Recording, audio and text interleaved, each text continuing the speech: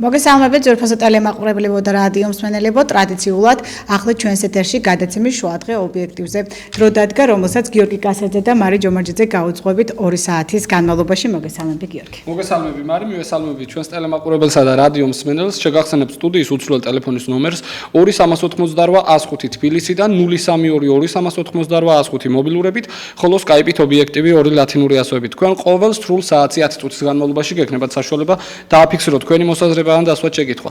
ამ შემთხვევაში ზუსტად 3 საათიდან ველოდებით თქვენ ზარებს და გამოხმაურებებს. ჩვენ პირველ ნაწილში სტუმრად მოვიწვიეთ ბატონი მირიან ყარაულაშვილი. მოგესალმებით ბატონო მირიან, მადლობას მოგახსენეთ მობრძანებისთვის. ბატონო მირიან, საუბარი დავიწყოთ 2 დღის წინ ქვეყანაში საკრებულოს შუალედური არჩევნები ჩატარდა. ეს იყო ოქტომბრის არჩევნებამდე, ყველა არჩევნები მოდით ასე ვთქვათ სატესტო ხასიათს ატარებს ერთგვარს. საერთაშორისო დამკვირვებლების ინტერესის ქვეშ არის საქართველოში მიმდინარე არჩევნები და 2016 წლის ოქტომბრის არჩევნები ზედმიწევნით დემოკრატიულად უნდა ჩატარდეს, ასეთია მოთხოვნა. ამ ორი არჩევნების მაგალითზე, როგორ ფიქრობთ, ხელისუფლება შეძლებს რომ ძალიან კონსტრუქციულად და მშვიდ ვითარებაში წარმართოს 2016 წლის არჩევნები და როგორ შეაფასებთ იმ ინციდენტს, რომელიც აი ამ შუალედურ არჩევნებში დაფიქსირდა. დიდი მადლობა მოწვევისთვის, დიდი მადლობა ამ შეკითხვისთვის. რამე თუ ძალიან აქტუალური გახდა ეს საკითხი თვითონ ამ განვითარებული მოვლენების გამო, თუ არა, პრინციპში ეს გარეშე არა გამოკლებული წევრის ნაცვლად ჩასატარებელი არჩევნები, ეს არ უნდა იყოს რაღაც განსაკუთრებული ნებადღეობის საფუძველი წესით, მაგრამ სამწუხაროდ საქართველოში ყველაფერი ხდება ძალიან სხვანაირად. პრინციპში პირველ რიგში ხელისუფლების როლი, რა თქმა უნდა, თქვენ მართალი ბრძანდებით, ძალიან სწორად ასვით ის აქცენტი, ხელისუფლების როლი განუსაზღვრელია ნებისმიერი პოლიტიკური ღონისძიების ჩატარების მიმდინარეობისას, რომელიც ხდება სახელმწიფოში. ხელისუფლება მიტომარი ხელისუფლებაში რომელიღაც პოლიტიკური ძალა და მიტომარი მის ხელში ყველა ბერკეტი რომ უზრუნველყოს მშვიდი განვითარება ქვეყნის, უზრუნველყოს პოლიტიკური პროცესების მშვიდი მიმდინარეობა, უზრუნველყოს სტაბილური განვითარება ქვეყნის, სოციალურ თუ პოლიტიკურ თუ სხვადასხვა სარბიელზე და განავითაროს ის ქვეყანა, რომლის ხელისუფლებაში თვითონ არის. სამწუხაროდ კიდევ ერთხელ ვიმეორებ, საქართველოში ცოტა სხვანაირად ხდება ხოლმე ყველაფერი და სხვადასხვა მიზეზთა გამო. პირველ რიგში ალბათ შეიძლება პოლიტიკური გამოუცდელობის გამო, ნაკლებად გამოზე შეიძლება ზოგჯერ განსაკუთრებით ამ შემთხვევაში, რაც თქვენ ახსენეთ, ამ აყალმაყალის შემთხვევაში შეიძლება იქ სხვა ძალების მიერ პროვოცირებული სხვადასხვა მოქმედებების გამო და ასე ან არაორგანიზებულობის გამო, არა პროფესიონალიზმის გამო და ასე შემდეგ და ასე შემდეგ. ეხლა რაც შეეხება იქ სამეგრელოში განვითარებულ მოვლენებს, იქ შეიძლება ითქვას, იქ რამოდენიმე ფაქტორი იყო, მე სულაც არ გამორიცხავ, რომ ეს თვითონ იმ ოპოზიციური, ეგრეთ წოდებული ოპოზიციური ძალის, რომელსაც წარმოადგენს ნაციონალური მოძრაობა და ნაციონალური მოძრაობის რამოდენიმე მხარდამჭერი, ეს იყო მათი პროვოცირებულიც, არ გამორიცხავ მე ამას და ეს იყო პროვოცირებული იმისთვის, რომ შექმნან სიტუაცია ეგრეთ წოდებული წინას არევოლუციო თუ რევოლუციური სიტუაცია, ანუ მე იმის თქმა მინდა რომ მათ გაიმეორეს ყველაფერი ის, რასაც ესენი აკეთებდნენ მთელი 16 წლის განმავლობაში და ბოლო 20 წლის განმავლობაში.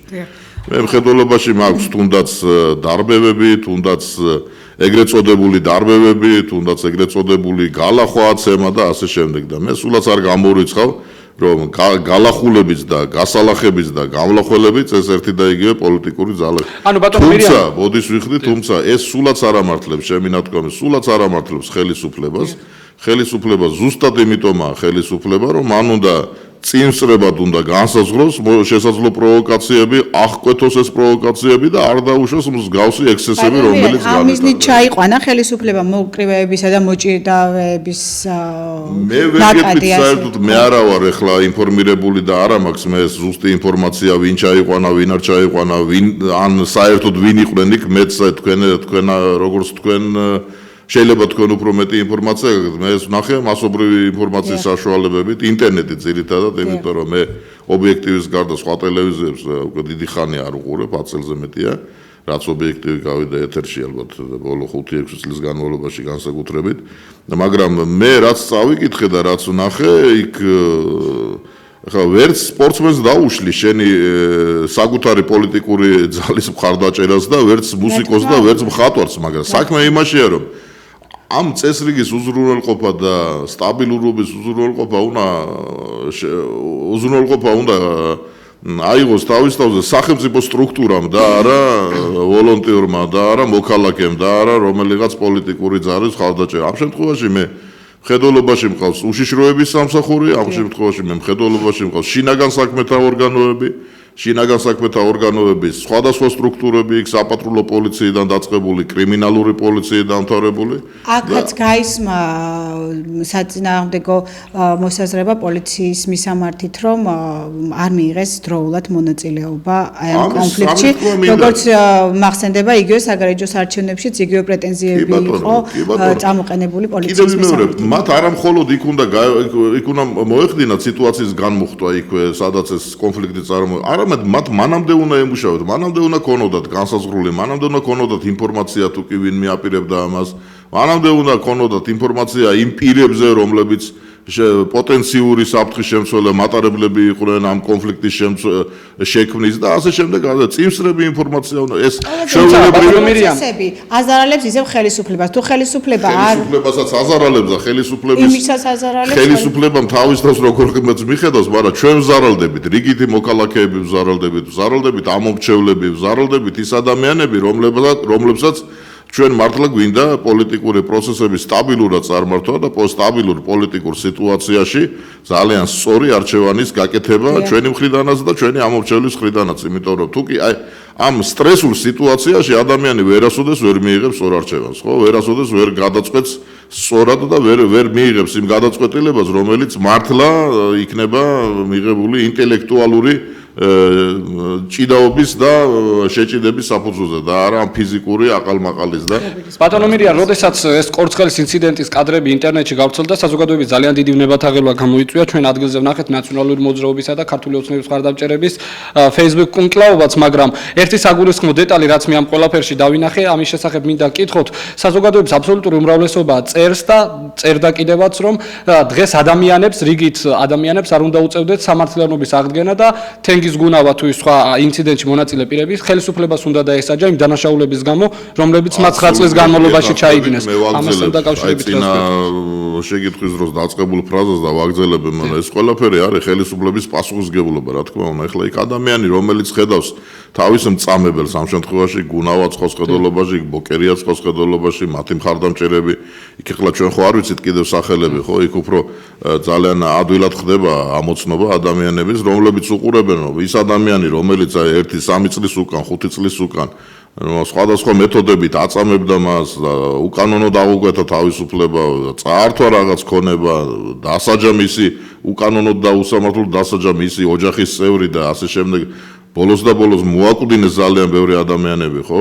ამის დანახვა და ამის გადატანა ძალიან ძნელია, მაგრამ ზუსტად ჩვენ მაგიტომ მოუწოდებთ ხელისუფლებას მთელი ამ 4 წლის განმავლობაში, რომ უნდა აუცილებლად დასჯილიყო ყველა ის ადამიანი თუ პირუტყვი თუ რა ვიცი ახლა რა უწოდო, აღარ ვიცი, რომლებსაც სისხლში ქართველი მოძმის სისხლში ქონათ ხელი გასრული, რომელთაც ძალიან უამრავი დანაშაული აქვს ჩადენილი თანამოქალაქეების წინაშე, მაცხოვრებელი თანასოფლელების, თანარაიონელების წინაშე და ბოლოს აღარ მინდა მე გავიმეორო ის საშინელება, როდესაც 48,000 ადამიანი ერთდროულად დაატყვევეს და საქართველოში 48,000 პატიმარი ყოდა. ეს პატიმრები თავისით ხომ არ მირბოდნენ გდანის ციხეში და სხვადასხვა საშელასრულების დაწესებულებაში. გუნავას მიყავდა ბორკილდადებულს, გუნავას მოადგილეს მიყავდა ბორკილდადებული ეს ხალხი, გუნავას თანამშრომლებს მიყავდა ეს ხალხი ბორკილდადებული. ჩვენ ბატონი სულხან მოლაშვილის არაერთხელ მოგვისმენია მისი ინტერვიუ და მისი მტკიცებულება, როდესაც ბატონი სულხანი ამბობს, რომ მის წამებას უშუალოდ ესწრებოდა გიგა ბოკერია და ის ხელმძღვანელობდა სულხან მოლაშვილის წამებას, იქ სიგარეტის ჩაქრობით, ხელის მომტვრევით და ასე შემდეგ და ასე შემდეგ. ეს ძალიან მცირე პერიოდი, 4 წელი რა, არაფერი არ არის. ანუ სამართლიანობის აღდგენა საზოგადოებაში გადაინაცვლა. ქართულ ადამიანებს, ქართულ ხალხს თითქოს მოკლე მეხსიერება აქვს და ვერ იმახსოვრ. როგორ შეიძლება ადამიანმა სულ გრძელი უზელად რაღაცნაირად თვალი დახუჭოს, გაატაროს ცოტა დროებით რაღაც, მაგრამ როდესაც იქნება ეს გამოიღებს თავის შედეგს, სულ შედეგს გამოიღებს, ჩვენ ამას მე არ მინდა ეხლა ვიღაცებს გავახსენო, მე ამას როდესაც ვამობდი, მე უთხარი კიდეც რომ თუ კი თქვენ ამას არ გააკეთებთ, მაშინ ადამიანები და ჩვენ დავიწყებთ, მაგრამ მე ეხლა რა თქმა უნდა ამის გამკეთებელი არ ვიყავი, არც მაშინ და არც ეხლა ვარ და არც აროსედაც არ ვიქნები, მაგრამ ამას ვამობდი, იმიტომ რომ იქნებ ჩვენ ამით გვეძულებინა ხელისუფლება, ანუ იძულებული გამხდარიყო ხელისუფლება, რომ გაეთვალისწინებინა ჩვენი ეს რაღაც, მაგრამ არ გაეთვალისწინეს სამწუხაროდ ორი კაცი, სამი კაცი დააპატიმრეს კაცი რა, ანუ ეხლა და ისიც მინიმალური სასჯელით ამასაც მინიმალური სასჯელი და ვაშლის გათლაზე და რაღაც საბიუჯეტო თანხის მე მგონი არასწორად ხარჯვაზე და რაღაც არ მახსოვს მერაბეშს რომელი მუხლია ეს და ბატონო მირიანი ეს ხალხი უნდა იყოს საქართველოს ქართველი ენის გენოციდის მცდელობისთვის გენოციდი მათ დაიწყეს უბრალოდ აღარ გამოდ ვერ მოასწრეს იმ 10 წელიწადში უბრალოდ ქართველი ერი გამოდგა უფრო ისეთი სიცოცხლის უნარიანი ვიდრე მათ ეგონა და ვიდრე ისინი მოელოდნენ ვერ მოასწრეს გენოციდი და ეს არის უბედურება კი არა ბედნიერება ამ შემთხვევაში თორე ისინი რომ გენოციდს გეგმავდნენ ეს იყო უბედურება ბატონო მირიან აქვე გაჩნდა კიდევ ერთი ვარაუდი თქვენც ძალიან კარგად გახსოვთ რა ხდებოდა 2003 წელს მაშინ საქართველოში ისევ ნაციონალური მოძრაობის წევრების აქციები ბოლნისში იგივე გლდანში სადაც სუსტად ასეთი ფიზიკური დაპირისპირების ფონზე მიმდინარეობდა ხოლმე საარჩევნო კამპანია ანუ ეს მაინტერესებს ბატონო მირიან 2016 წლის არჩევნების წინ ანალოგიურ ფაქტებს შეიძლება ველოდოთ კიდევ მე პირველი განცხადება ამის შარშან ამ დროს ალბათ სადღაც ივნისის თვეში და მე ამის აი თქვენი ეთერიდან აი ამ მიკროფონიდან გავაკეთე ზუსტად რომ ნაციონალური მოძრაობის ხელისუფლებაში დაბრუნების ერთადერთი შანსი აქვს მათ შანსი თვითონ გონიათ ესე თუ არა ეხლა მე ვამბობ რომ არანაირი შანსი არ აქვს მე და ჩემი მეგობრები ვამბობთ რომ მათი შანსები არის ნულის ქვევით ჩაცდენილი და ნურასოდეს ნუ ეცდებიან ისინი ხელისუფლებაში დაბრუნებას იმიტომ რომ ტყუილი გარჯა გამოვუვათ ზუსტად შარშან ერთი წლის უკან განვაცხადე მე ამ მიკროფონიდან რომ მათი მცდელო მათი აზრით და მათი სცენარით აქვთ ესეთი სცენარი რომ უნდათ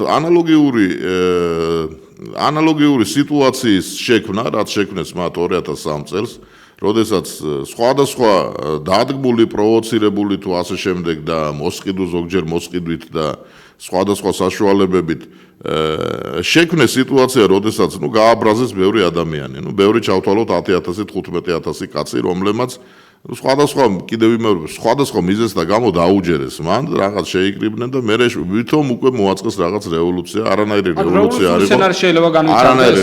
არ იყო, ის იყო შეიარაღებული გადატრიალება, როდესაც შეიარაღებული პირები შევარდნენ პარლამენტში, გააძევეს იქიდან პრეზიდენტი, გააძევეს იქიდან კანონიერად არჩეული პარლამენტის წევრები და წინა მოწვევის პარლამენტის თავმჯდომარე, ყოფილი თავმჯდომარე კალბატონი ბურჯანაძე თვითნებურად დაეპატრონა ხელისუფლებას, ქმედ უუნაროდ გამოაცხადა მაშინ მოქმედი პრეზიდენტი შევარდნაძე და თვითონ დაიწყო ფაქტიურად მიიტაცა ხელისუფლება, მოახდინა უზურპაცია ხელისუფლების ბურჯანაძემ და დაიწყო ქვეყნის მართვა და გამოაცხადა საკუთარი თავი პრეზიდენტად, პრეზიდენტის მოვალეობის შემსრულებლად. სხვათა შორის, ეხლაც მოუწოდებენ ხელისუფლებას აღძრან სისხლის სამართლის საქმე 2003 წლის ნოემბერში მიმდინარე პროცესებზე, რომელიც განვითარდა შემდგომ პარლამენტში პრეზიდენტის და პარლამენტის დარბევით და პრეზიდენტის ადმინისტრაციის დარბევით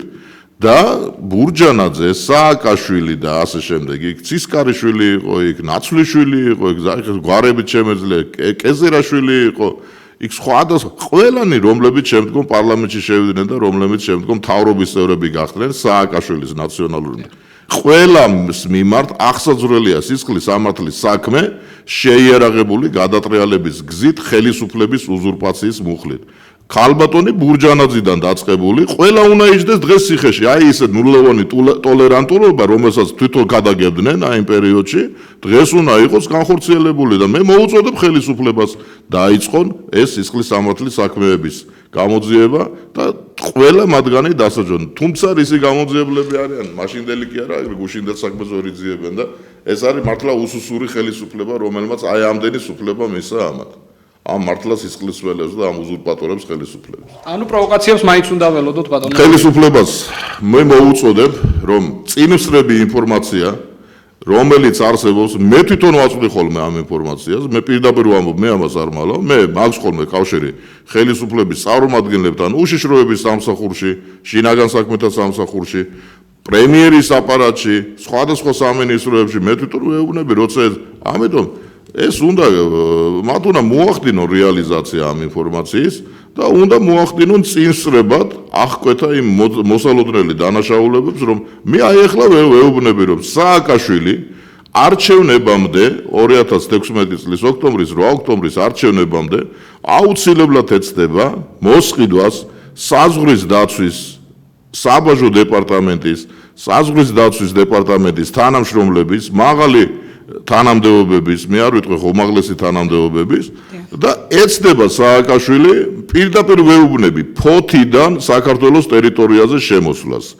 ეცდება ხელისუფლების უზურპაციას. ვეუბნები ახლა ხელისუფლებას და გააკეთოს წინსწრები ღონისძიებები ჩაატაროს. მე მზად ვარ მივიდე დამკითხონ, მე რაც ინფორმაციაც მაქვს და საიდანაც მე ამას ვამბობ, რა ინფორმაციის საფუძველზეც მე ამას ვამბობ და რის ანალიზის საფუძველზეც მე ამას ვამბობ, დიდი სიამოვნებით გაუზიარებ. კი ბატონო, ვეუბნები მე ხელისუფლებას აღკვეთონ მოსალოდნელი პროვოკაციები, რომელიც მოსალოდნელია განსაკუთრებით არჩევნების მოახლოების. და შესაძლოა სააკაშვილის ჩამოსვლით დასრულდეს ეს პროვოკაცია. შესაძლოა კი არა, მე ვამბობ, რომ მათ აქვთ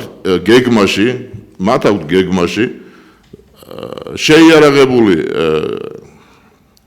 შეიარაღებული სხვადასხვა ჯგუფების გზით ხელისუფლების უზურპაცია მთლიანად, თუ ამას ვერ მოახერხებენ, მათ აქვთ გეგმაში საქართველოს გახლეჩა გაწყვეტა შუაზე, ეს არის სუსლოვის ცნობილი გეგმა, ეს არის ის ცნობილი გეგმა, რომელსაც მთელი საბჭოთა უშიშროების სამსახურები წლების განმავლობაში, ათწლეულების განმავლობაში ამუშავებდნენ და რომლის ყოველთვის ამოქმედება უნდათ, მაგრამ იმის გამო, რომ სხვადასხვა ხელისუფლებამ და პირველ რიგში შევარდნაძის ხელისუფლებამ არ დაუშვეს პროვოცირებას სხვადასხვა საკითხების და ამით არ მისცეს მათ ამის განხორციელების საშუალება, თუ არა ელცინი იმუქრებოდა პირველად. ელცინი ამბობდა ამას ზუსტად რომ მე ვამბობ რომ მათ აქვთ დღეს ნაციონალურ მოძრაობას, როგორც წარმომადგენლებს იმ მტრული ძალების, რომლებიც საქართველოს ოკუპაციას ახორციელებენ დღეს, ანუ მე რუსეთი ვყავს ხედელობაში, მათ აქვთ გეგმაში თუ მთლიანი ხელისუფლების უზურპაციას ვერ მოახდენენ საქართველოში,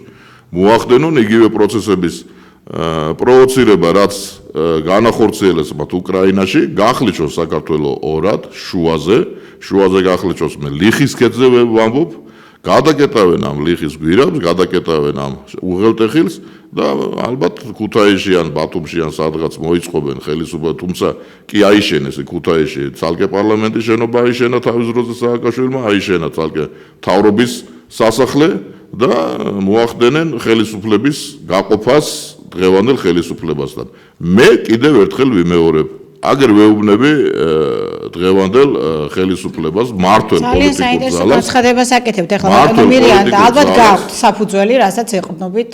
მე ვეყრდნობ ზუსტად კიდევ ვიმეორებ, ყველა იმ ინფორმაციას, რომელსაც ავრცელებს სხვადასხვა არამხოლოდ ქართული და არამხოლოდ უკრაინული და რუსული საინფორმაციო საშუალებები, არამედ ცენტრალური და საერთაშორისო საინფორმაციო საშუალებები ვაკეთებ აი ამ ინფორმაციის ანალიზს და ამ გაკეთებული ინფორმაციის საშუალებით მის საფუძველზე ვასკვნე მე ამას, რასაც ახლა ვამბობ. ეს არის სააკაშვილის ნომერ პირველი, ეგრეთ წოდებული ვარდისფერი ოცნება, რომ მან საქართველოს დაშალოს იმდენ ნაწილებად, რამდენ ნაწილებადაც შეძლებს დაშლა. გუშინ მიხეილ სააკაშვილმა კორცხნელის თემში გამარჯვებულ მაჟორიტარული დეპუტატობის საკრებულოს კანდიდატს მიულოცა გამარჯვება, Skype-ით ერთვებოდა ღამით და შედგა მათ შორის საუბარი და იყო განცხადება, რომ სწორედ სამეგრელოდან იწყება საქართველოში ნაციონალური მოძრაობის გამარჯვება. რას გვეტყვით ამ პარტიის რეალურ შანსებზე? ოროლოგში მოიგეს მე გავაგზავნე, მე არ მინდა საერთოდ მაგის ხსენება და არანაირად არ ვახსენებ და არა ვარ მე ვალდებული, ბოდის გიხდით თქვენთან, არა ვარ ვალდებული, მის რაღაც ბოდებზე რაღაც კომენტარები ვაკეთო. მე დაუბრუნდები ისევ სამეგრელოს ინციდენტს და სამეგრელოს ამ კორცხელის საარჩევნო ოლქს, საარჩევნო უბანს ბოდიში მომიხდე მე თავის დროზე, როდესაც წამოაყენა ოცნებამ ეს სახელისუფლებო კანდიდატად აი ეს ბატონი აღარ მახსოვს მე ახლა. ნუ ყოველ შემთხვევაში ოცნების კანდიდატი რომელიც იყო არჩევნებზე, მას გამოუქვეყნეს, ხო? არც მე მინახია და არც გამოუქვეყნეს პირდაპირ მაგ თქვენ რო ბრძანეთ მაგ ბატონის მიერ ხელმოწერილი პირადობის მოწმობა ნაციონალურ მოძრაობის წევრობის პირადობის მოწმობა, ხო? ანუ ეს ადამიანი 2013 წელს არის ნაციონალურ მოძრაობაში შესული. ეს არ არის 2003 წელს და 2002 წელს და 2004 წელს შესული. 2013 წელს, ანუ 2012 წლის 1 ოქტომბრის შემდეგ, ანუ არჩევნების შემდეგ ადამიანი შევიდა დამნაშავე პოლიტიკური ორგანიზაციის წევრად და ის ადამიანი დაასახელა დღევანდელმა ხელისუფლებამ თავის სახელისუფლებო კანდიდატად. მე ამის შესახებ ვესაუბრე, არ მალავ, აი ახლა მივმართავ აქედან. მე ხო გესაუბრე, ჩემო ძმაო და ჩემო მეგობარო, იცის ახლა არ მინდა სახელი დავასახელო. მე მითხრეს, იცით რა, ჩვენ აი იმის გამო რომ ახლა მოსახლეობას ხო არ გადავკიდებთ ერთმანეთს, ხო არ იქ რა, ეს არის იქ ადგილობრივი ერთ-ერთი დიდი მაღალი რანგის ხელისუფლების წარმომადგენლის კანდიდატურა და თვითონ იღებს პასუხისმგებლობას ამ კანდიდატურაზე, რომ ეს კანდიდატურა გაიმარჯვებს არჩევნებში. აი ახლა მივმართავ ამ მეგობარს, რომელსაც მე ვესაუბრებოდი. მიიღეთ ზომები და სასწრაფოდ გადა, ხვალ უკვე აღარ უნდა იყოს სამსახურში ის ადამიანი, ვინც აიღო პასუხისმგებლობა აი ამ სახელისუფლებო კანდიდატის გამარჯვებაზე. პირდაპირ ვეუბნები ახლა, რამეს ახლა არა ლოგიკურს ვამბობ მე აქედან. პირდაპირ მივმართავ ხელისუფლებას, მიიღეთ ზომები და გაანთავისუფლეთ ის ხალხი სამსახურიდან, ვინც იღებდა პასუხისმგებლობას აი ამ არჩევნების სტაბილურად ჩატარებაზე და განსაკუთრებით სახელისუფლებო კანდიდატის გამარჯვებაზე. ბატონო მირიანი. კადრების ბოდიში გიორგი, აი ამ კადრების თემასთან დაკავშირებით ახალ ხელისუფლებას წინააღმდეგ ყოველთვის იყო განცხადებები, რომ მათ არ ყავდათ კომპეტენტური კადრები, რომ ისევე ძველი მაღალჩინოსნებით იყო დაკომპლექტებული მათი შემადგენლობა, ახალი სახეებით დაკომპლექტდა ახლა მართველი გუნდი. რაც წინა საარჩევნოთ ერთგვარი ალბათ გავლენა უნდა მოეხდინა ამ გუნდს ამორჩეველზე, რადგან მოხდა გადახალისება ქართული ოცნების გუნდის. მაგრამ სულ მეორე დღეს ჩვენ მედიაში გავრცელდა მასალები დავით ყოღუაშვილის განცხადებებთან დაკავშირებით და აი მე მაინტერესებს რატომ ვერ ახერხებს მართველი გუნდი კარგად შეარჩიოს ეს კადრი, რომელიც მისი ერთგული იქნება, ვთქვათ, იქნება მისი ერთგვარი იდეის, მიზნის და კურსის გამტარებელი. რატომ ჩნდება აი ხელა თქვენ ახლა მე მიბიძგებთ ცოტა შორეული ექსკურსი გავაკეთო და თანაც ახლა მაყურებელიც და ალბათ მსმენელიც ცოტა გაგურებულიც დარჩება, იმიტომ რომ რაღაც პარადოქსული რაღაცეები უნდა თქვა ახლა მე აი ახლა რასაც ვიტყვი. დავიწყოთ ცოტა შორიდან, არა ყოღუაშვილიდან, არამედ კვირიკაშვილიდან დავიწყოთ მაშინ, თუ კი ესეთი გვინდა ჩვენ გავარჩიოთ ეს რა ხდება და როგორ ხდება მართლ პოლიტიკურ ძალაში. ვინ არის კვირიკაშვილი, ხო? კვირიკაშვილი თუ კი კარგად ჩაუფიქრდებით მის ბიოგრაფიას და ყოველ შემთხვევაში თვითონ რასაც აქვეყნებს ხოლმე იმ ბიოგრაფიაზე, იმ CV-ს ეგრეთ წოდებულს, ხო? კვირიკაშვილი 99 წლის არჩევნებზე, 99 წლის წინასაარჩევნო პერიოდში, მაშინ როდესაც მიხეილ სააკაშვილი იყრიდა მაჟორიტარად კენჭს ვაკის რაიონში და მიხეილ სააკაშვილის საარჩევნო შტაბს ხელმძღვანელობდა ლევან გაჩეჩილაძე, უცნობის ძმა, გრეჩიხა ეგრეთ წოდებული და დაერაზმული იყო მაშინდელი ვაკის რაიონი მთლიანად მიშა სააკაშვილის გამარჯვებაზე და გაამარჯვებინეს მაგათ პრინციპში აი ლევან გაჩეჩილაძემ და იმ შემადგენლობამ მოგვიყვანა მიშა სააკაშვილი იქ სადაც მოიყვანეს და მთელი აი ამ 15 წლის განმავლობაში რაც საქართველოში ხდებოდა ლევან გაჩეჩილაძემაც უნდა აიღოს პასუხისმგებლობა საკუთარ თავზე მე მიმართავ აქედან ამ დროს ბატონი კვირიკაშვილი იყო ამ საარჩევნო კომისიის აი ამ საარჩევნო შტაბის სააკაშვილის საარჩევნო შტაბის ფინანსისტი. ანუ ეს განაგებდა იმ საარჩევნო შტაბის ფინანსებს, ეს განაგებდა იქ სხვადასხვა, არ ვიცი ახლა რა ყულაბები ქონდათ და რა საარჩევნო ფონდები ქონდათ, სააკაშვილის საარჩევნო კამპანიის ფინანსისტი იყო, მოკლედ რომ ვთქვათ. ამ დამსახურებისთვის სააკაშვილმა და მისმა მეგობრებმა საარჩევნო შტაბიდან გაჩეჩილაძეებმა და საგანელიძეებმა და ასე შემდეგ ჩასვეს ის სიაში, საარჩევნო სიაში და 99 წლიდან 2003 წლის მაისამდე ბატონი კვირიკაშვილი ბრძანდებოდა საქართველოს პარლამენტის წევრი. მანამდე, ვიდრე საარჩევნო სიაში ჩაჯდებოდა და გახდებოდა საარჩევნო შტაბის ფინანსისტი, ბატონი კვირიკაშვილი ბრძანდებოდა ედუარდ შევარდნაძის ერთ-ერთი ეკონომიკური ბლოკის ადმინისტრაციაში, შევარდნაძის ადმინისტრაციაში ეკონომიკური ბლოკის ერთ-ერთი სამსახურის უფროსი. ესეც იყო დამსახურება ზუსტად აი ამ სააკაშვილის და მის გუნდთან ახლობლობის და მეგობრობის და ძმაკაცობის და ასე შემდეგ. ჯერ ერთი მე ეხლავე ვამბობ, რომ ძმაკაცობით და მეგობრობით არ შეიძლება პოლიტიკური თანამდებობების განაწილება და პოლიტიკური დივიდენდების მიღება. პირდაპირ დიდი მადლობა ამ სიტყვისთვის. შემდგომ არჩევნების აი ამ პარლამენტის წევრობის შემდგომ ბატონი კვირიკაშვილი ჯერ ერთი მე მინდა მივმართო მაყურებელსაც და მსმენელსაც გარდა იმ ადამიანების რომლებიც პირადად ეცნობს კვირიკაშვილს საერთოდ თუ სმენიათ პარლამენტის წევრ კვირიკაშვილის რაიმე რომელიმე საკანონმდებლო ინიციატივაზე რომელიმე მიღებულ კანონზე თუ ასე შემდეგ კვირიკაშვილმა სხვადასხვა თანამდებობების გამოცვლის შემდეგ მიაღწია იმას რომ გახდა ქართულ ბანკის ვიცე-პრეზიდენტი თუ არ ვიცი რა ბანკის მმართველის მოადგილე თუ ასე შემდეგ. ბატონმა ბიძინამ 2011 წლის ოქტომბერში თავისი ცნობილი ეპისტოლარული ჟანრიდან ნომერ მეორე წერილში პირდაპირ მიმართა სააკაშვილს მაშინ და მიმართა ვანო მერაბიშვილს. აი ეხლაო ჩემს გარემოცვაშიო თქვენი აგენტიო რომ გამოვავლინეო გიგა ჩრდილელიო. წაიყვანეთო უკანო გიგაჩდილელი თავისი მოადგილეებითო და თავისიო კიდევ დამკაშებითო და მისი მოადგილე პირველი მოადგილე იმ დროს იყო ბატონი კვირიკაშვილი და კვირიკაშვილი და ჩრდილელი ბატონმა ბიძინა მაშინ გაყარა თავისი გარემოცვიდან როგორც ყოველ შემთხვევაში ესე განაცხადა და ყველა საზოგადოებას გაგვაცნო როგორც ვანო მერაბიშვილის აგენტები რომლებიც ჩანერგილი იყვნენ ბატონ ბიძინასთან მის გარემოცვაში და მის ფონდში და მის საქველმოქმედო საქმიანობაში და ბანკში. მაგრამ ეს პარადოქსებით არის ეს ხელისუფლება სავსე ზუსტად მაგიტო ვამბობთ. როგორც კი არჩევნებზე ქართულმა ოცნებამ გაიმარჯვა, პირველი ვინც დანიშნა პირველი არა, ნუ ცოტა მოგვიანებით, მაგრამ ყოველ შემთხვევაში კვირიკაშვილი, რომელიც ყველას ეგონა რომ გაგდებული იყო ბიძინასგანო, ყველას ეგონა სადღაც ღალაჩი დადანაშაულებული და ასე შემდეგ გახდა ეკონომიკის მინისტრი. ეკონომიკის მინისტრობიდან გახდა ახლა შემდგომ რაღაც გაატარეს საგარეო საქმეთა მინისტრის რაღაცა პრაქტიკა და გახდა პრემიერ-მინისტრი.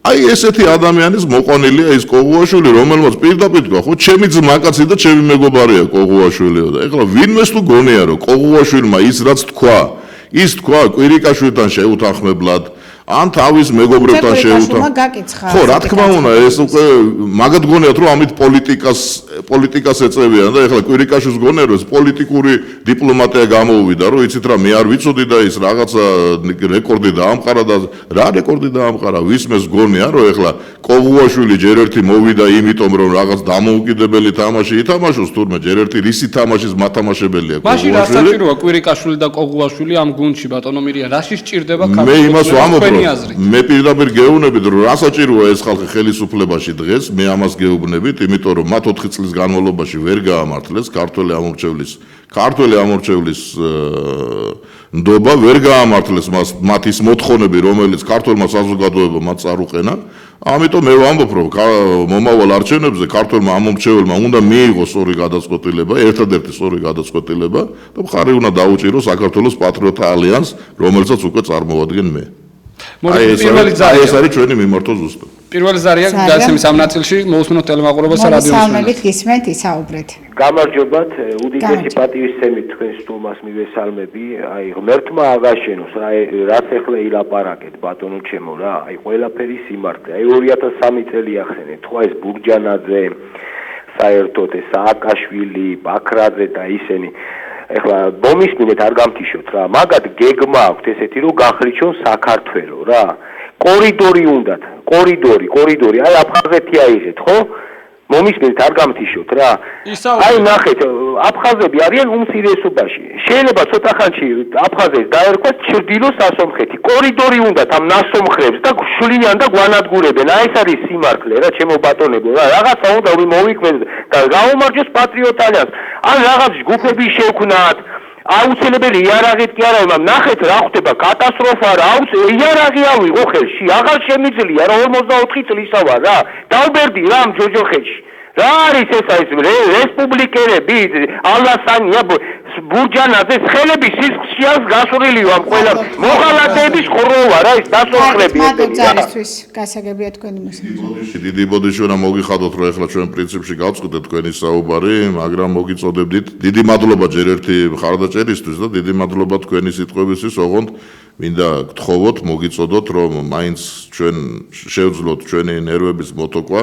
უნდა დამერწმუნოთ, რომ ჩვენც არანაკლები ძალისხმევა გვიჯდება წამყვანებთან ერთად, ჩვენი ნერვების რაღაცნაირად ხელში აღება და ჩვენი თავის ხელში აყვა საკუთარ კონტროლის ქვეშ აყვანა. მე მოგიწოდებთ, რომ არ არის საჭირო აღელვება, არ არის საჭირო ძალადობა, არ არის საჭირო არანაირი იარაღი, არანაირი შეიარაღებული ჯგუფების შექმნა და ასე შემდეგ, ჩვენ პოლიტიკური მეთოდებით, პოლიტიკური ბრძოლის მეთოდებით, რომელიც არაერთგზისაა გამოცდილი ცივილიზებულ ქვეყანაში, დაწყებული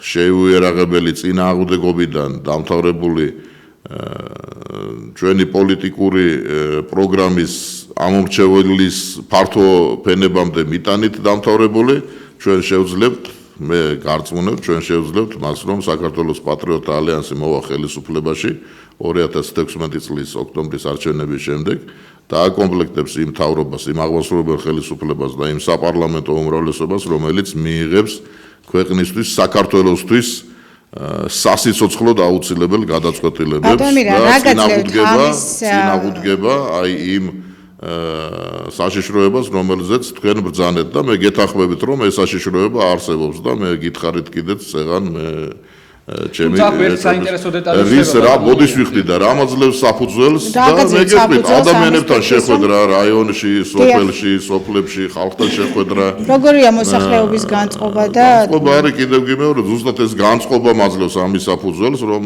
თითქმის ერთსულოვნად დღეს ქართველი ამორჩეველი ხოვლობს არჩევნებზე მისვლას ერთადერთი შეიძლება ამას ხმამაღლა არ ყვირიან და ყოველ დღე გაზეთებში არ წერენ, მაგრამ მათ აქვს ერთადერთი სურვილი საქართველოს პატრიოტთა ალიანსი იხილონ ხელისუფლებაში.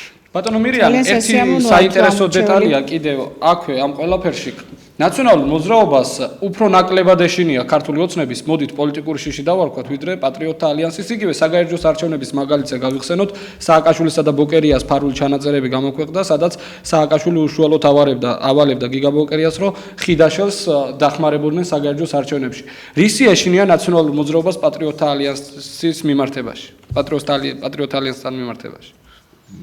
რისი ეშინია კი არ ეშინიათ, მათ იციან, რომ ეს არის ერთადერთი ძალა დღეს საქართველოში, ეროვნული ძალა, რომელიც წინააღმდეგება მათ აი ამ შორს მიმავალ გეგმებს საქართველოს განადგურების და მათი მიზანი ის კი არა ეხლა მართლა უნდათ მართლა ბატონმა ბრძანა იქ არის შეიძლება კორიდორი შექმნა უნდათ სხვადასხვა დანაშაულებრივი საქმიანობების განხორციელების კორიდორი რომ მან როცა იგულისხმა ესეთი შავი წერტილების შექმნა სხვადასხვა ტერიტორიაზე, თქვა დღეს აფხაზეთი მართლა ესეთი შავი ლაქაა. მე ვამბობ აი ამ საერთაშორისო ურთიერთობების თვალსაზრისით, საერთაშორისო კანონმდებლობის თვალსაზრისით, საიდანაც ხდება სხვადასხვა დანაშაულებრივი საქმიანობის განხორციელება დაწყებული ნარკოტიკების ტრანზიტიდან, დამთავრებული უკანონო შემოსავლების ლეგალიზებით, უკანონო გადაზიდვები, ტრანზიტი და ასე შემდეგ. და სულაც არ არის გამორიცხული, რაც ახლა ამ ბატონმა ბრძანა საქართველოს კიდევ გახლეშით რამოდენიმე ნაწილად და პირველ რიგში ამ ორ ნაწილად გახლეშით, მე რომლის შიშიც მაქვს და რომელსაც მე კიდევ ერთხელ მოუწოდებ დღევანდელ ხელისუფლებას, რომ მიაქციონ ამ ყველაფერს ყურადღება და გააძლიერონ საზღვაო საზღვრები განსაკუთრებით საქართველოში კონტროლირება ტერიტორიებზე ზუსტად ეს უნდათ რომ კიდევ შექმნა რაღაც ისეთი ბნელი არეალი საერთაშორისო კანონმდებლობიდან დაცული და საერთაშორისო ხელშეკრულებებიდან ასე ვთქვათ მოფარებული სხვადასხვა დანაშაულებრივი საქმიანობის განხორციელებისთვის, იმიტომ რომ ყოველთვის ამოვხოლვე რომ ჩვენი მდებარეობა პოლიტიკური, გეოპოლიტიკური მდებარეობა საქართველოსი ეს არის ჩვენი ბედნიერებაც და ყოველ შემთხვევაში ძალიან ისეთი არადაწყნარებული ცხოვრების ერთ-ერთი მიზეზი, ერთ-ერთი კი არა, ერთადერთი ალბათ შეიძლება. ბატონო მირიან, თქვენ საზღვრები ახსენეთ და არ შემიძლია არ გკითხოთ აქვე თურქეთისათვის 6 ჰექტარის დათმობასთან დაკავშირებით, მიუხედავად იმისა, რომ საქართველოს საგარეო საქმეთა სამინისტრო ფაქტს არ ადასტურებს, ობიექტივის ახალი ამბების გადამღებმა ჯგუფმა პოსოფის გუბერნატორი, ეს არის ოლქი თურქეთის ტერიტორიაზე, ჩაწერა, სადაც ეს ადამიანი ამ ყველაფერს ადასტურებს და ამბობს, რომ მრავალი წლის წინ მიმდინარეობდა ამასთან დაკავშირებით მოლაპარაკება, თუმცა დღეს ქართულმა მხარემ უკვე ოფიციალურად გადასცა ეს 6 ჰექტარი თურქეთს. რას გვეტყვით ამ ყველაფერთან დაკავშირებით, თქვენი შეფასება როგორია? პირველ რიგში მინდა ვთქვა, რომ საქართველოს ხელისუფლებამ დაუშვა გამოუსწორებელი შეცდომა, აი ამ რაღაც აქტით, თუ კი ესეთი აქტი მათ გამოსცეს ოფიციალურად. მაგრამ არანაირი საფუძველი არ მაქვს, მე არ ვენდო იგივე ობიექტივის ჟურნალისტებს, რომელთაც აი ის სიუჟეტი მე სპეციალურად ვნახე, რამოდენიმეჯერ ვნახე.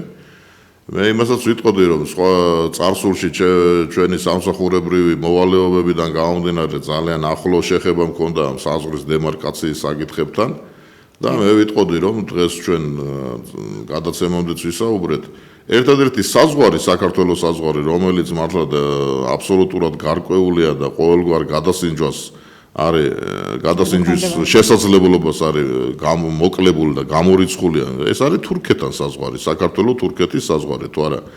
სომხეთთანაც, აზერბაიჯანთანაც და ჩრდილოეთიდან რუსეთთანაც ჯერჯერობით პრობლემური არეალები გვაქვს, იმიტომ რომ დემარკაცია, საზღვრის დემარკაცია არ არის ბოლომდე ჩატარებული. რაც შეეხება თურქეთს, თურქეთთან გამომდინარე იქიდან რომ საქართველო-თურქეთის საზღვარი იყო 91 წლის დეკემბრამდე საბჭოთა კავშირის თურქეთის საზღვარი, ანუ მთლიანად იყო გარკვეული თავიდან ბოლომდე მთელ სიგრძეზე საზღვრის კონფიგურაცია და საზღვრის გეოპოლიტიკური და სხვა გეოგრაფიული კოორდინატები, საზღვრის თითოეული წერტილის ეს მთლიანად, როდესაც მოხდა საბჭოთა კავშირის დაშლა, აღიარება მოხდა საქართველოს დამოუკიდებელ ქვეყნად, როდესაც გაეროს ყველა ქვეყანამ აღიარა საქართველოს დამოუკიდებლობა, მათ აღიარეს იმ საზღვრებში, რომელიც საზღვრებიც არსებობდა საბჭოთა კავშირის დაშლამდე. ანუ ის არგუმენტები მდინარემ რაღაც კალაპოტი შეიცვალა, იქით გადავიდა, აქეთ გადავიდა, არანაირი არგუმენტი არ არის. კიდევ ვიმეორებ, შეიძლება პირობითად ისეთი სალაპარაკო ენაში შეიძლება იქ იყოს ვიღაცამ თქვას, რომ იცი და საქართველოს და თურქეთის საზღვარი გასდევდა რომელიღაც მდინარის კალაპოტს. მაგრამ ეს იმას არ ნიშნავს, ეხლა მდინარემ კალაპოტი იცვალოს და იმ კალაპოტის სვლილებას გააყოლო მერე საზღვრის არანაირ შემთხვევაში, იმიტომ რომ იმ კალაპოტს, რომელზედაც გადიოდა თავის დროზე საზღვარი, გააჩნია თავისი გეოგრაფიული კოორდინატები, ანუ გეოპოლიტიკური კოორდინატები და ზუსტად იმ საზღვრის იმ წერტილის დაფიქსირება რუკაზე ხდება არა მდინარის კალაპოტით, არამედ იმ გეოპოლიტიკური კოორდინატით და გეოგრაფიული კოორდინატით. ამიტომ ეს აბსოლუტურად გაუგებარია. მე ვამბობ, რომ აქ არის დიდი დანაშაული ჩადენილი. მე არ გამოვრიცხავ ხელისუფლებას. ბოდის ვითხოვ, მე არ გამოვრიცხავ, მაპატიეთ, მე არ გამოვრიცხავ ვიღაც სხვადასხვა დონის ჩინოვნიკების რაღაც კორუფციულ გარიგებებსაც მეზობელი ქვეყნის შესაბამის ორგანოებთან და მე სულაც არ გამოვრიცხავ, აი პირდაპირ ვამბობ, ეს არის სამშობლოს გულისხმობ შეგიძლიათ დააკონკრეტოთ. იგივე ადამიანებს საგარეო საქმეთა სამინისტროდან ალბათ რომლებსაც ხელეწიფებათ აი ესეთ მსგავს დოკუმენტებში ჩასწორებები და სხვადასხვა გადაწყვეტილებები. მე არ ვიცი ახლა იქ გამოჩნდა ხო ვიღაც რიგითი ჩინოვნიკი თუ რაღაც სამართლოს უფროსის დონეზე ჩასული იყო და იქ რაღაც დოკუმენტს მოაწერეს ხელი და ჯერ ერთი თუმცა რამდენადაც მე ვიცი ბატონო მირიან პრემიერ-მინისტრის ნებართვის გარეშე წარმოუდგენელია საზღვრის ცვლილება მოხდეს. თქვენი აზრით არის თუ არა გიორგი კვირიკაშვილის არა, ჯერ ერთი წარმოუდგენელია საზღვრის ცვლილება, კვირიკაშვილის კი არა, არავის ნებართვა ვერ შეცვლის საზღვარს, გამიგეთ? ეს ხდება დიდი ხანგრძლივი ურთიერთმოლაპარაკებების, მოსაზღვრე ქვეყნებს შორის შეთანხმებების საფუძველზე, შემდგომ ხდება ხელშეკრულების გაფორმება, შემდგომ ხდება ამ ხელშეკრულების რატიფიკაცია პარლამენტის მიერ, პარლამენტმა უნდა მიიღოს, ეს არის ყველა კანონზე კონსტიტუციაზე მაღლა მდგომი კანონი შეიძლება იყოს, აი ესე ვთქვათ, ჩვენი საზღვრები, თუ კი საზღვრის დემარკაცია მოხდება და ეს იყო ზუსტად თურქეთთან საზღვარი, რომლის გადახედვა გამორიცხულია, ეს არის სამშობლოს ღალატი, პირდაპირ ვამბობ. რომ ეს ქართული მიწაა და გადაცემულია არაკანონიერად თურქეთის.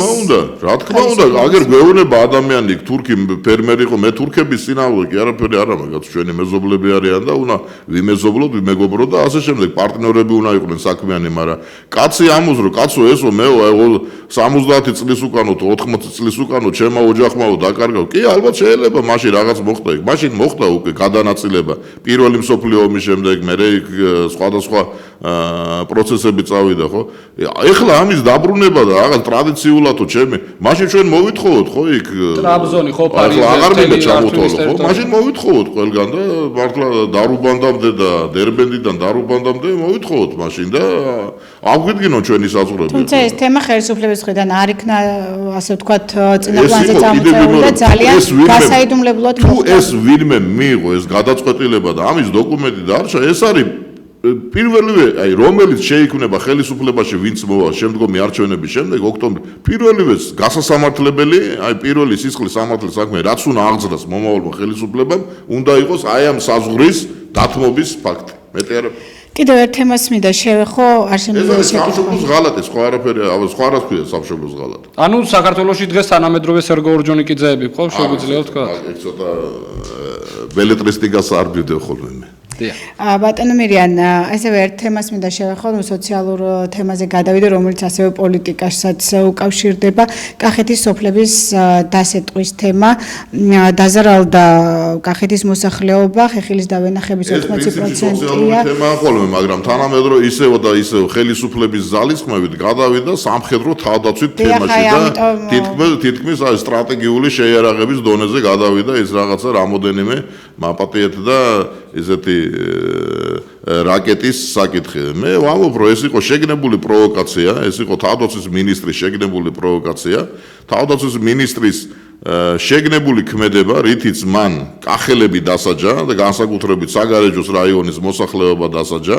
მას ძალიან კარგად ახსოვს საგარეჯოს რიგგარეში არჩევნების შედეგები, რომელიც 2015 წელს ჩატარდა და რომელშიც მოიგო ქალბატონმა ირმა ინაშვილმა და მხოლოდ მისი ქალბატონი თამარ ხიდაშელის და თინათინ ხიდაშელის ძალისხმევით ჩაყვანილი 500 ჯარისკაცის უკანონოდ ხმის მიცემის პროცესში ჩართვით და უკანონო ოქმების შექმნით მოხდა თამარ ხიდაშელის გამარჯვება. ზუსტად აი ამიტომ მე ვთვლი, რომ თინა ხიდაშელმა დასაჯა კახელი მოსახლეობა. თინა ხიდაშელმა მთლიანად ხელი აიღო კახეთზე და კი ხელი აიღო კი არა, პროვოცირება გაუკეთა მას, რომ აი მომავალი ზამთრისთვის კახელი გლეხი დარჩა სარჩო საბადებელის გარეშე. მე მოვუწოდებ ხელისუფლებას სასწრაფოდ მიიღოს ყველა ზომა, დღესვე მოხდეს აღნუსხვა იმ ზარალიც, რომელიც აი ამ გასული 2 კვირის განმავლობაში, 3 კვირის განმავლობაში კახეთის სხვადასხვა სოფელს, სხვადასხვა რაიონს, სხვადასხვა მუნიციპალიტეტს მიადგა და მე როგორც თელავიდან და ვარდისუბანში მაცხოვრებელი ადამიანი მე გეუბნებით, რომ ეს ზარალი არის სერიოზული ზარალი. აქ არ არის საუბარი მხოლოდ ყურძნის მოსავალზე, აქ არის საუბარი საარჩო საკვებზე, საბადებელზე, რომლითაც უნდა ადამიანმა იარსებოს მიუხედავად იმისა, მით უმეტეს კიდევ რომ დიდი შემოსავლები იქ არ არის და დიდი ესეთი საბანკო ანგარიშები დღეს კახელგლეხებს აღარ გააჩნიათ სამწუხაროდ, ჩემ და სამწუხაროდ. ბატონო მირიან, მომხდარ შეეწირა დელტას დირექტორის თანამდებობა. თქვენ კი გაუგებარი გადაწყვეტილება იყო, რომ ჯერ გაანთავისუფლეს ადამიანი და მერე დაიწყეს შესწავლა, საკითხის შესწავლა და ეს არის კიდევ გიმეორებ, რომ ეს არის ზუსტად ასევე გაჟღერდა ინფორმაცია, რომ პირად დაპირისპირებაშიც იყო ქალბატონი ხიდაშელი. ხო, ამაზე პირად დაპირისპირება ეხლა შეიძლება იქ არ ვიცი დელტას ხელმძღვანელი ძოძუაშვილი ყოფილა, მე ძოძუაშვილზე არც ვიცნობ და არც არანაირი სურვილი არ მაქვს მისი გაცნობის, მაგრამ მე ვამბობ, რომ ზუსტად ეს პირადი დაპირისპირება, ზუსტად მე ვამბობ, რომ ხიდაშელს აქვს არა ძოძუაშვილთან, არამედ კახელგლეხობასთან. და მან ამ ყოველ შემთხვევაში ჯერჯერობით პასუხისმგებელია ჯერჯერობით გაიმარჯვა ხიდაშელმა კახელგლეხობაზე აი ამ სეტყვის კერების არჩაქრობით, მაგრამ ნახოთ აგერ მოვა არჩევნები და კახელგლეხობა გაიმარჯვებს კიდევ ხიდაშელზე და მისნაირებზე მე დარწმუნებული ვარ. სულ რამდენიმე წუთნახევარი დაგვრჩა გადაცემის დასრულებამდე და თქვენ როგორც პატრიოტთა ალიანსის წევრი ხوار დამფუძნებელი პატრიოტთა ალიანსის მე მინდა უთხრა საზოგადოებას რომ მე ალბათ ჩავებმები ძალიან აქტიურად პარტიის საქმიანობაში მე აქამდე სხვადასხვა მიზეზთა გამო ამას არ ვაკეთებდი მე მინდა საზოგადოებას უთხრა და განსაკუთრებით თელაվել საზოგადოებას რომ უკვე მეორე დღეა გუშინდლიდან ფაქტიურად თელავში დაიწყო ფუნქციონირება პატრიოტთა ალიანსის ახალმა ოფისმა, ახალ მისამართზე უпроსორად ოფისი დიდი ხანია ახლა პატრიოტთა ალიანსის თელავში ქონდა. უბრალოდ ახალ მისამართზეა, ეს არის ცენტრში გამგეობის შენობის პირდაპირ, მუნიციპალიტეტის გამგეობის შენობის პირდაპირ.